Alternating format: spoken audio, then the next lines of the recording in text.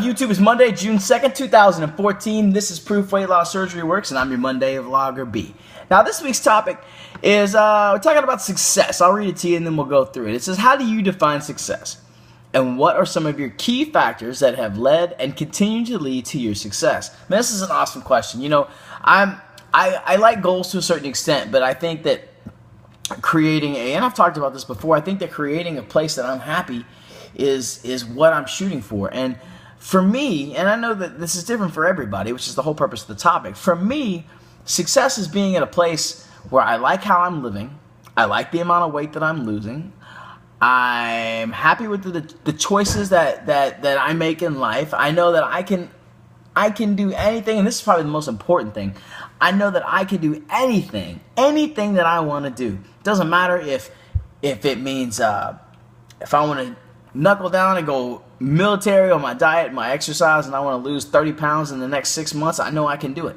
If I want to go run a 5K, I know I can do it. If I want to do Tough Mudder in October, which I'm probably going to end up doing, I can do it. If I want to go to CrossFit, I can do it. I know that I have the knowledge, I have the physical ability, and I have the mental capacity to do absolutely anything that I want to do. And that, for me, is success. Now, how'd I get there? You know, that was not an easy task. And, you know, it's something that requires constant training and constant evaluation. And I'm going to break that down, so don't trip out yet. But, you know, I think the first thing is, and, you know, we all talk about this on this channel. I talk about it, and I learned it from one of my best friends, and she'll tell you the same thing. You know, go talk to Bandit Wendy, and she'll tell you, you know, it's that positive mental attitude. We call it our PMA. It's being able to look at anything that comes along and take it with a positive attitude. You know, oh wow, here's a problem that I have to encounter. Great, that's awesome. Now, what is the problem, and what can I do to change it? You know, how do I want the outcome to be? And to stay positive about it. Oh man, now I gotta go do this, and it's just, I don't know if I can do it, and negative thoughts. There's no place for them. You know, and I think a lot of it comes from the fact that, you know, for me, failure is not an option.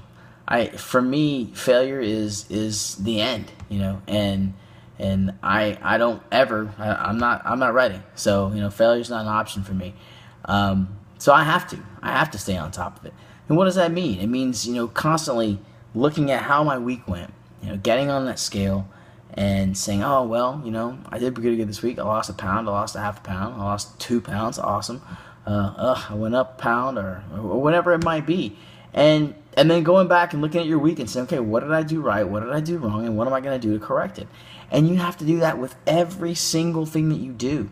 Did this situation come out the way I wanted to? Yes, it did. Well, that's great. What did I do right?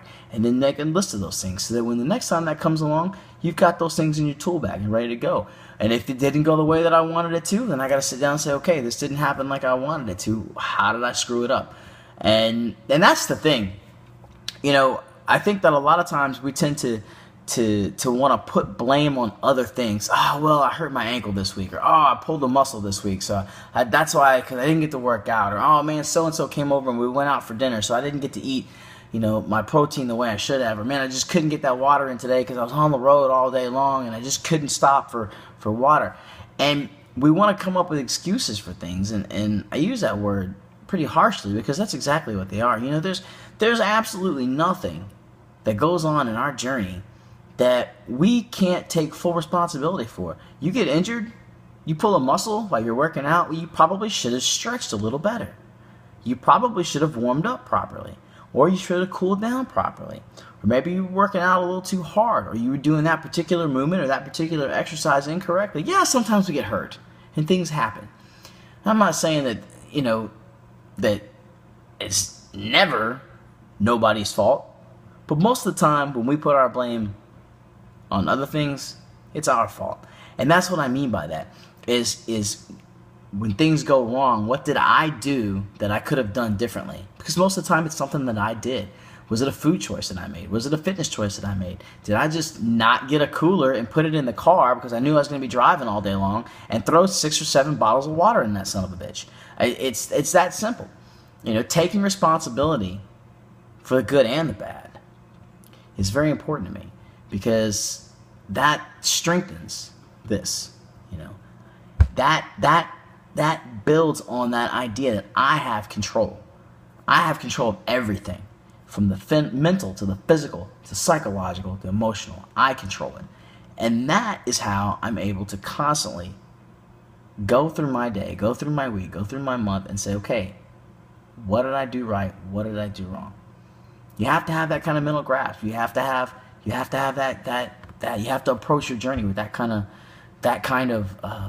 aggression. This is my house, you know. This is my house. I run this mug. Nobody else does. And that's how I approach it.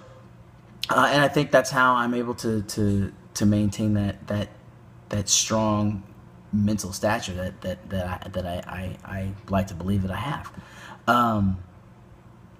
And then there's support. You know, I have some friends in my pocket, in my phone, and they're all over the country, and I talk to them daily. Well, sometimes daily. I'm probably not the best support partner in the entire world because I stay pretty busy, and they document a lot of their food, and they document their fitness, and they're always asking questions back and forth, and I don't get to participate as much as they do, and I'm really grateful that they actually let me stay in the group sometimes. But I'm always there, and just seeing them talk is a constant reminder to me that I have to stay on my game, you know, because these people, they're the elite. They are success defined. You know, you want to know what a successful weight loss surgery patient looks like? Come peek into my phone and I'll show you, because I've got a handful of them that sit there and talk every single day, and seeing them is enough for me. You know, but obviously, you know, I need to participate as well, and I would encourage you to participate as well also. But that support is very important. Seeing other people succeed is important. Talking to them about their goals and their dreams and what they want to do is very important. Because, yeah, it's your journey. It's your race and your pace. But you got to kind of see what everybody else is doing. You know, maybe you didn't think of something. Maybe you encountered a problem you haven't encountered before. And having them in your pocket, or in your life, rather, is like having their tool bag and your tool bag. So when you come up with something, say, oh, I don't know what to do about this, you ask your support people. Say, hey, have you guys ever had this problem before? And 9 times out of 10 they have. And they'll have 5 different solutions for you to help you out. So support is important also. And, you know, goals. I said I wasn't big on goals, but sometimes goals are important. You know, whether it be fitness goals, food goals, nutrition goals, and hold yourself to them. Share them with somebody so they can help you stay accountable. Those are also important things to do. And share with other people.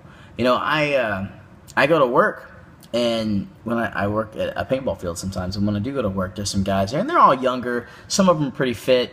There's a couple people that actually I found out before were weight loss surgery patients, which is kind of neat. But I share with them. We talk about fitness, we talk about nutrition, we talk about all sorts of stuff. And even when we're at work sometimes, we're bored. We'll, you know, hey, let's do a set of, you know, double unders, or, you know, grab a couple jump ropes and do some double unders, or, you know, do some push-ups or some pull-ups or something, or whatever. You know, just to pass the time at work. But it's important for me, you know, from a standpoint of my journey, because I can look at fitness and nutrition as a hobby, which it is for me. It's a very important part of my life and something I'm very passionate about. And I can share that with other people. It's just like I was talking about, I don't know, RC cars or paintball or motorcycles or whatever the case may be. And it's important to share that with other people, because then you really start to connect with fitness and nutrition at a whole nother level, especially with people who aren't weight loss surgery patients. It's an interesting thing when you share knowledge with people.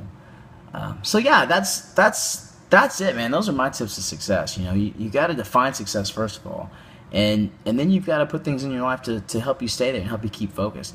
Sometimes it's important to have weight loss surgery patients in your life, and sometimes it's important to have people that aren't weight loss surgery patients in your life, and it's important to share. You can't sit on a log and do nothing and let it happen by itself. It's not going to work. You'll never be successful that way. But anyway, that's what I got, guys. Hope I didn't ramble too much, and I hope you got something out of this. Make sure you thumbs up. Don't thumbs down. Subscribe. Tell your friends. Come back and see us tomorrow for another Proof Weight Loss Surgery Works video. Come back and see me on Monday for another Proof Weight Loss Surgery Work. I'm out of here. I'm going to go shower. Have a wonderful week, guys, and take care. Bye.